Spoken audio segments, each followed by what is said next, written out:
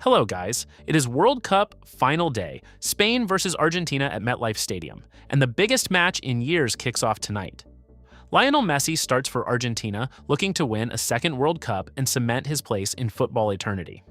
Lamine Yamal and 8 Barcelona players line up for Spain, ready to write history of their own. Meanwhile, Jürgen Klopp to Germany is a done deal, and Kylian Mbappé has just broken a 60-year-old World Cup record.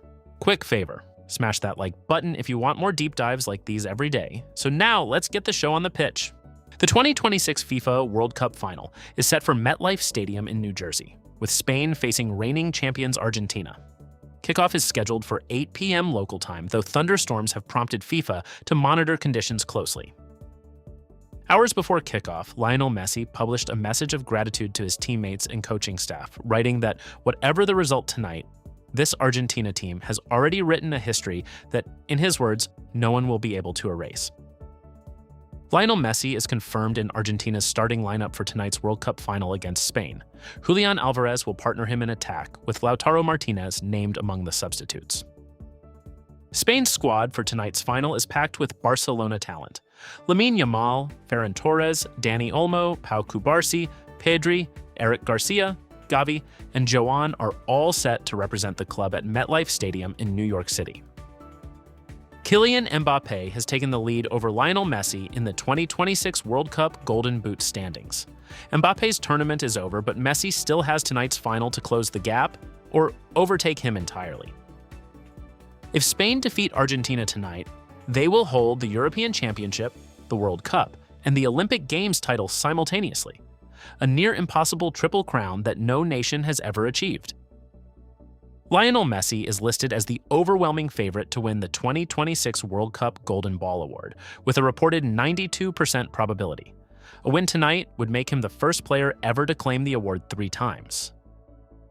There is a heartbreaking personal story surrounding Spain's teenage star Lamine Yamal ahead of tonight's final. His father will not be present at MetLife Stadium for the biggest match of his son's career, for reasons reported by Mirror Football. Toni Kroos was asked to name the best player at the 2026 World Cup. His answer was unequivocal: Messi. Kroos added that Messi's football intelligence keeps growing, and that he had assumed the 2022 tournament would be his last. Gerard Piqué analyzed the final in an interview with ESPN, saying Spain has a historic opportunity. He praised Lamine Yamal's quality, but admitted he fears what Messi can do. Piqué noted that Spain currently has only 23 World Cup winners, those from 2010. The halftime interval at tonight's final is set to be the longest in World Cup history. An 11-minute live show is planned, and with all the surrounding logistics, the break could last more than 25 minutes in total. The World Cup entertainment lineup is stacked. Madonna, Justin Bieber, Shakira, Post Malone, and K-pop group BTS are all set to co-headline events surrounding the tournament's showpiece occasion. Zinedine Zidane will be present in the stands at MetLife Stadium tonight as a special guest for the World Cup final, a fitting tribute to one of the game's all-time greats. Anthony Gordon of FC Barcelona finished the World Cup with a bronze medal after England's third-place finish. The winger did not play in the third-place match against France, which ended 6-4, but contributed 3 assists and a goal across the tournament. Spain striker Borja Iglesias has confirmed he will not shake hands with U.S. President Donald Trump at tonight's World Cup final, having made his personal feelings toward the president very clear in the build-up to the match.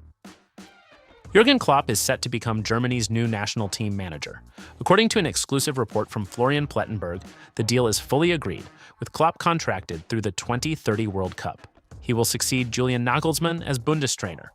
The final pieces of the agreement were put in place on Saturday, when Klopp and Red Bull boss Oliver Mintzlaff met at a secret location in New York to finalize the details of Klopp's departure from his Red Bull role. An agreement in principle between the DFB and Red Bull has now been reached. The remaining commercial details involving Klopp and his partners are set to be put into writing after tonight's World Cup final. If everything proceeds as planned, Klopp will sign his contract in Frankfurt on Friday, with an official DFB press conference scheduled for the same day. For German football, this is a statement of intent. Klopp is one of the most celebrated managers in the world, having won the Champions League and Premier League with Liverpool. His appointment signals that the DFB is serious about building toward the 2030 World Cup on home soil and beyond. Kylian Mbappé has rewritten the record books at the 2026 World Cup. He became the first player since 1966 to be directly involved in 14 goals in a single World Cup edition, finishing with 10 goals and 4 assists across the tournament. Those 10 goals also make him the all-time leading scorer in World Cup history, surpassing the previous record. France's run ended at the bronze medal match, where they lost to England, meaning Mbappé's tournament is now over, but his place in the history books is secure. The record he broke dates back 60 years to the 1966 World Cup in England, underlining just how extraordinary his output has been.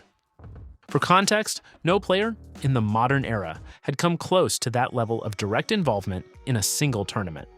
Messi still has tonight's final to play and the chance to overtake Mbappé in the Golden Boot standings. If he does, it would add yet another extraordinary chapter to the greatest rivalry in football history, and potentially hand Messi the Golden Boot, alongside what could be a second World Cup winner's medal. Lionel Messi enters tonight's World Cup final with the chance to do something no player in history has ever done: win 2 World Cup titles as the undisputed talisman of his nation, while also surpassing Pelé's legacy in the eyes of the footballing world. L'Équipe frames it plainly. Messi has a date with legend. He is 92% favorite to win the Golden Ball award according to pre-match data, and a victory tonight would make him the first player to claim that honor 3 times.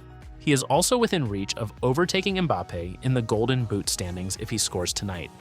Messi himself set the tone hours before kickoff, posting a message of gratitude to his teammates and coaching staff. He wrote that, whatever the result, this Argentina team has already written a history that no one will be able to erase. That kind of pre-match composure is the hallmark of a player who has been here before and won. For the opposition, this is the challenge Lamine Yamal in Spain must answer. Yamal is the generational talent looking to announce himself on the biggest stage.